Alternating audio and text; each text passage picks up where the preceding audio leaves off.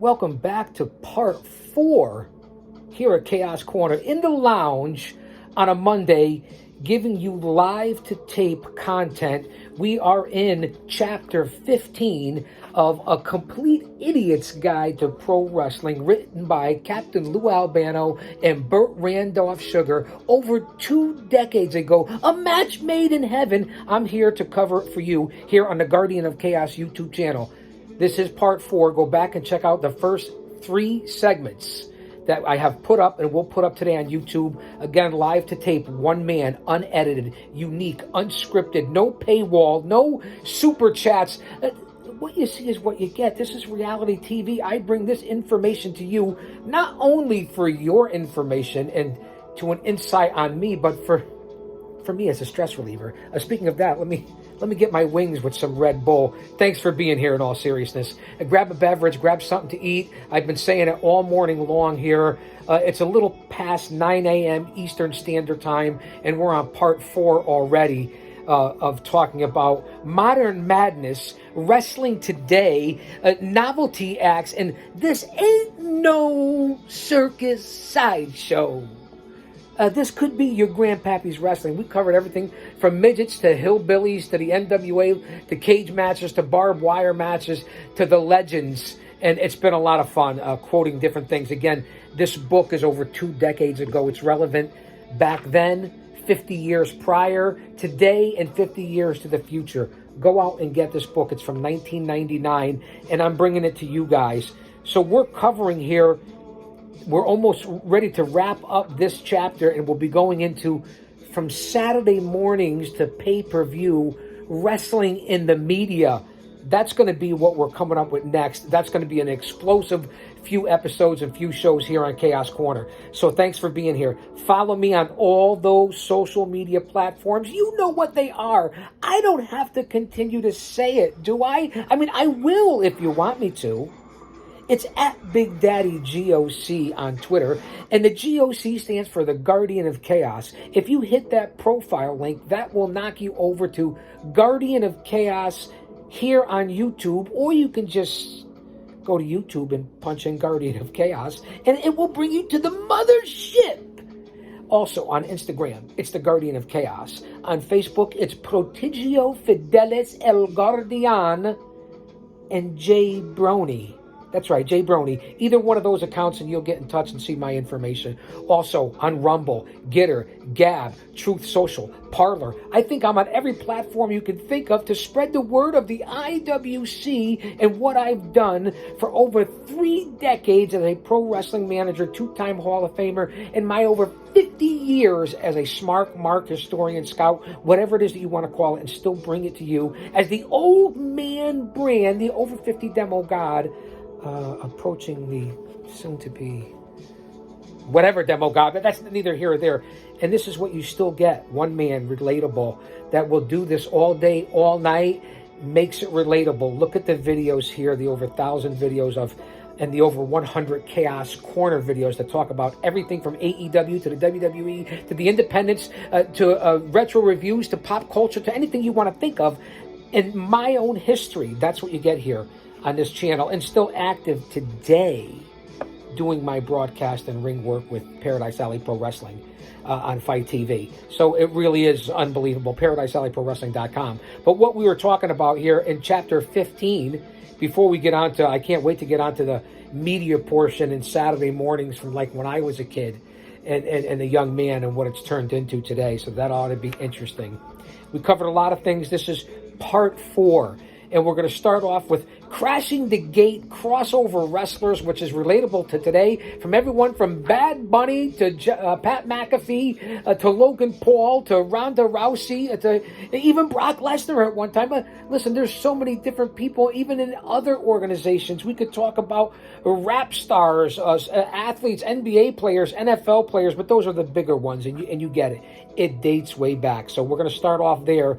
Here on A Complete Idiot's Guide. I got rid of the white dome piece here. We're kicking back. It really doesn't get any better than this, does it? It's me.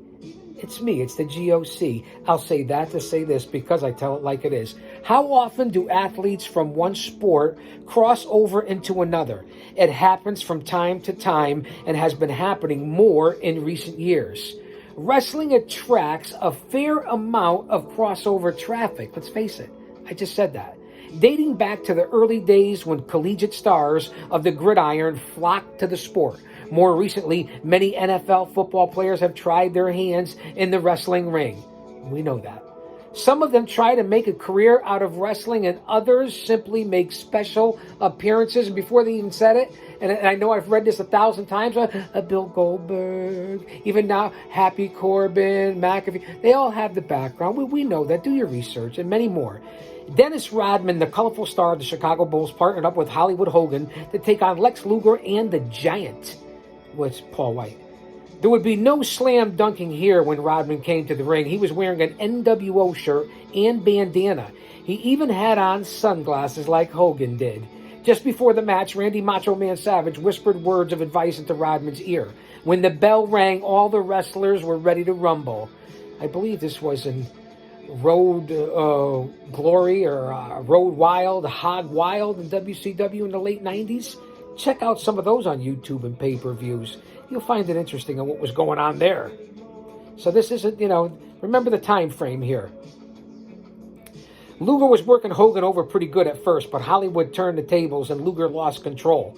At one point, Rodman rolled out of the ring in search of sanctuary. The Giant took a turn on Rodman while Luger got Hogan in the famous torture rack. Hollywood could not work his way loose and submitted to the rack. Rodman made a fair showing in the ring, but he should probably stick to shooting baskets or rebounding maybe, or wearing wedding dresses, or going to see Kim Jong-un in North Korea, instead of attempting to be a giant killer.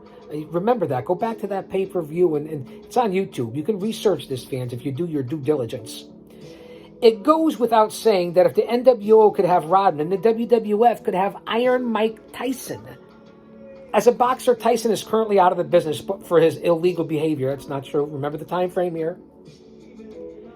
Wrestling offered Tyson a place to vent his frustrations and to stay in shape. When Tyson affiliated with the WWF, it was the role of an enforcer. According to Tyson, the WWF wasn't paying him enough to make a fist.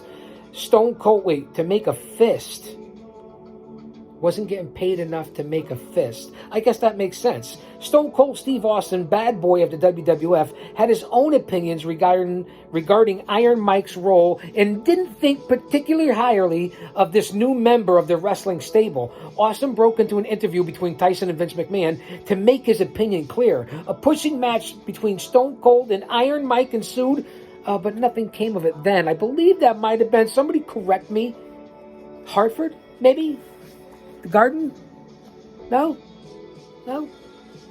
Somebody correct me.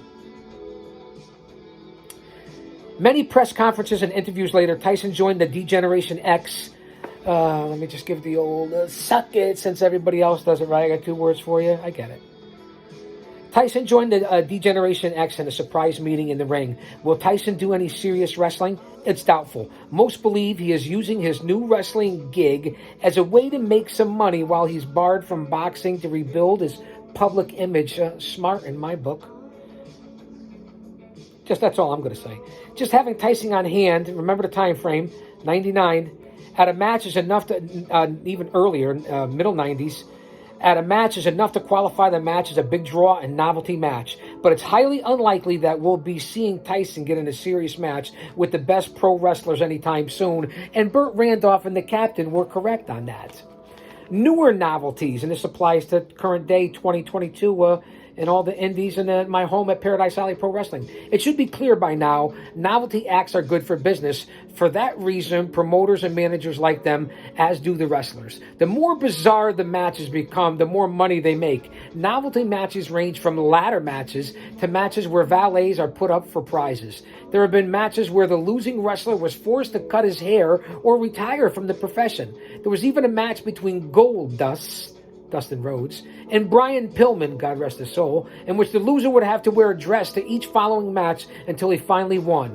What follows is a brief look at some of the more famous recent novelty matches to catch the attention of fans. The ladder of success. The ECW created the ECW. Really, it should just be ECW created the ladder match. A match that fans would be sure to love. To this day, obviously. It started by hanging a title belt high above the ring on cable. Then a ladder was placed in the ring. Once the scene was set, 3 wrestlers entered into the ring. They were Lance Diamond, Ace Darling, and Reckless Youth. I know all 3 of those men. That's what you get here in Chaos Corner. As you might imagine, the object of the match was to retrieve the belt, with 3 pro wrestlers in the same ring going for the same belt with only 1 ladder. Say that. Things were sure to be exciting. After engaging Battle Royal, Reckless Youth made himself king of the hill and retrieved the title belt for his collection. Wow. I'm one hell of a reader. That college education came in, no? As you might imagine, the object was to retrieve the belt. Reckless Youth got the belt. In other ladder matches, a title belt is placed on the top of the ladder and 2 wrestlers compete for it. A ladder has 2 sides, duh, but generally only one side that is meant to be climbed. When 2 big wrestlers go up the ladder together, one on each side, and meet at the top, anything can happen. The object of the match is to gain possession of the belt and carry it to the mat for a victory. There are variations of ladder matches, as we well know, but they are all excited and they can all be dangerous. This is almost word for word with my thoughts thrown in there. You know that. Not bad. Evelyn Wood, if you think about it, let's think about this for a second. We take a brief pause. If you're familiar with Evelyn Wood, if you're not, duck, go it. Evelyn Wood has nothing on the GOC. Really does it, right? It's what you get here at Chaos Corner. A battle royal is a big match that involves a lot of wrestlers. Sometimes as many as 30 wrestlers will join in the fight. And we know it's going to be double rings, triple rings, Tower of Dooms. Remember the time frame. The idea behind the battle royal is to have a new wrestler enter the ring every 3 minutes. All of the wrestlers are battling each other with the intent of only one winner, more of a rumble match. If a wrestler gets tossed over the top rope, he's disqualified. The match continues until only one wrestler is left in the ring. Of all the champions of battle royals, the 8th wonder of the world, Andre the Giant, he never lost a battle royal match. Remember, this was released in 2020, 99. Did Andre the Giant ever lose a battle royal? WrestleMania, here's a sidebar, a la Captain Lou, Burt Randolph, Sugar. During a brass knucks match, brass knuckles are placed on the top of a pole in a neutral corner of the ring. It's up to competing wrestlers to gain possession of them. The first wrestler to acquire them gets to use them. Sometimes chains are substituted for brass knuckles. In any case, the wrestler gaining access to the weapon has a decided advantage. Putting brass knuckles in the hand of a shooter can result in some serious damage for an opponent. I like brass knuckles. They have their use. 3 is a crowd. Sometimes 3 wrestlers are placed in the ring and only one of them gets to leave. Most accurately, the first man to win a pinfall is the winner of the match. In a recent WCW Uncensored, we referenced that once already with Macho Man and Hogan, Raven, Chris Benoit, and DDP, Diamond Dallas Page, were the players in the game. Page's title was on the line. It was one of the rare occasions when Raven actually competed without the help of his crows, his flock. The match was wild and woolly. Diamond Dallas Page was shoved into a sign behind the audience. This happened not once, but twice. With Page immobilized, Raven and Benoit re-entered the ring and went for the belt. Shortly afterwards, an injured Page was seen pulling himself along the runway, trying to get back in the ring. It was a long and painful match, but DDP finally won, thus retained his belt. Again, WCW, look it up, Uncensored. Novelty matches are limited only by the willingness of the wrestlers and the imaginations of promoters and managers, as we well know. Fans love these special matches, so does Tony Khan. As long as this is the case, you can count on seeing more of them, and we see how it's morphed. Again, that's why I say the good, the bad, and the ugly, the past, the present, and the future. That's what I say here. 3 types of people in this world. Those who don't know what happened, those who wonder what happened, and people like the Guardian of Chaos who make things happen. In order to get respect, you have to start off with respecting yourself. Once you do that, you open other people's minds to respecting you. Those are the things and mottos to live by besides your Lord and Savior, Jesus Christ. That's what I give to you here. As I ramble on and still continue, I don't need a script or notes. I get that I was reading, throwing in my own thoughts, rambling. But if you follow along, you understand what I'm talking about. So that's Chapter 15, Modern Madness Wrestling Today. Novelty acts, and there's a lot more that we can make relatable and make this into 10 parts. This is part 4. This Ain't No Circus sideshow. It was a good chapter. Again, we've been through this book many times, and you know what? I'm looking forward to chapter 16. I've been bouncing around in this book. Go out and get it. Fans, excellent book. I'm looking forward to from Saturday morning to pay-per-view wrestling in the media. I really am.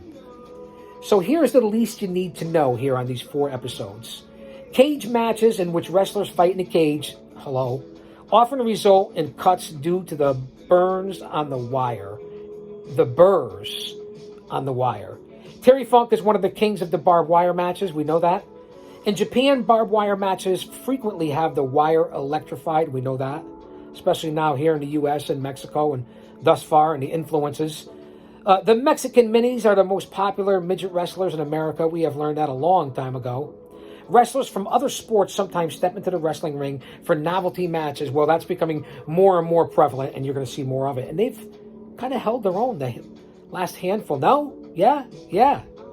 Novelty matches pull larger draws and bigger money than traditional matches do. And when we say by novelty matches, the weapons, so on and so forth. Anything, no rules. Anything more than just your standard, typical wrestling match. So there's a lot of different ways to look at it. So that's what was in this chapter. And again, the Saturday morning to pay-per-view, it'll be a lot of history, a lot of fun. Just like this book is, a lot of history, a lot of fun, throwback, flashback, great stuff. From bullhorns to the boob tube, how wrestling developed on the small screen, cable changes the face of wrestling, storylines and casts of characters, major wrestling broadcasts on cable and pay-per-view. That's what chapter 16 is going to be about. It looks like a heck of a chapter. Something I'm going to want to spend some time on, and you guys are going to want to come back. So we're pumping out the content from all over eras and time frames and Back to the Future. We're doing book reviews, retro reviews. We're doing live on Twitter, posting on Instagram, Facebook, everything you could think of here on YouTube. You guys are missing the boat. And when it starts raining, a la Noah, you don't want to miss the ark. You don't want to miss the boat. Listen, I know I throw in the subliminal messages because I do believe in that faith and family. And all kidding aside, keep everyone close and live each day in positivity and get right with that person. I'll bring everyone back. We know that, right? The GOC. That's me. I'll say that to say this. We're heading out. Thanks for being here. Who knows when we'll be back? It could be today. We never know what's going to happen on Chaos Corner, especially when we're in the lounge and it's the dog days of August. Wait, it's just starting. Hold that line, baby.